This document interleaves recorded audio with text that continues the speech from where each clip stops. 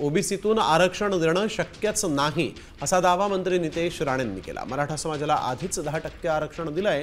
देवेंद्र फडणवीसांनी नेहमीच मराठा समाजाला न्याय दिला अशी प्रतिक्रिया नितेश राणेंनी दिली आहे। साम टीव्हीच्या गणपती बाप्पाचं दर्शन घेण्यासाठी नितेश राणेजी आलेले आहेत। नितेशजींचं खरं तर अभिनंदन, तुम्ही गणपती बाप्पाच्या दर्शनाकडे आलेला आहात। आणखी एक नवीन खरं तर एक संकट महाराष्ट्रावर येऊन ठेपलेलं आहे, कारण की गेल्या 3 दिवसापासून एक मोर्चा, मराठा मोर्चा खरं तर मुंबईमध्ये येऊन थडपलेला आहे आणि त्यामुळे कुठेतरी मराठ्यांचा प्रश्न कधी मार्गी लागेल, ओबीसीतून सरसकट आरक्षण मिळेल का, ह्या सगळ्या प्रश्नांसाठी खरं तर मनोज जरांगे पाटील आंदोलनाला बसलेत। काय नेमकं वाटतं, हे सरकार कशा पद्धतीने याला सामोरं जाते? बघा, मराठ्यांचा प्रश्न, मराठा समाजाचा प्रश्न जेव्हा जेव्हा देवेंद्र फडणवीस साहेब ह्या राज्याचे मुख्यमंत्री राहिलेले आहेत तेव्हा तेव्हा मराठा समाजाला त्यांनी न्याय दिलेला आहे। 2014 ते 19मध्ये मराठा जेव्हा ते मुख्यमंत्री होते तेव्हा त्यांनी टिकणारं आरक्षण दिलं।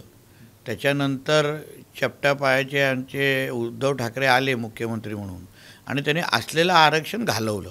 परत आम्ही सत्तेमध्ये आलो आणि परत आम्हाला आरक्षण, आपल्याला टिकणारं 10% आरक्षण आपल्याला मिळालेलं आहे। एक तुम्ही गणेशजी समजून घ्या की आपल्या राज्यामध्ये हिंदुत्ववादी विचाराचं सरकार आहे।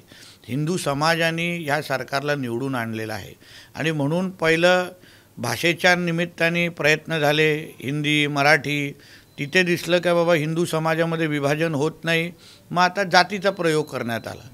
एक संविधानाच्या चौकटीत राहून अगर आपण विचार केला तर ओबीसीतून आरक्षण देणं हे शक्यच नाही आहे, पण स्वतंत्र आरक्षण ज्याच्यामध्ये कुठल्याही समाजाचं आरक्षण कमी न करता आपण स्वतंत्र आरक्षण देणं शक्य आहे, हे अगोदर देवेंद्र फडणवीसजींनी सिद्ध करून दाखवलं आहे आणि परत आता सिद्ध आपण करण्याची आमची तयारी आहे। त्यामुळे आता सरकार सकारात्मक आहे, त्यामुळे आता मनोज जरांगे पाटील देखील सकारात्मक प्रतिसाद देत आहेत का, हे देखील पाहणं गरजेचं आहे।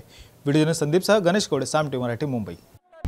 आता isakal.com आहे देशातील नंबर 1 ची मराठी न्यूज वेबसाईट। प्रत्येक अपडेटसाठी isakal.com ला नक्की भेट द्या।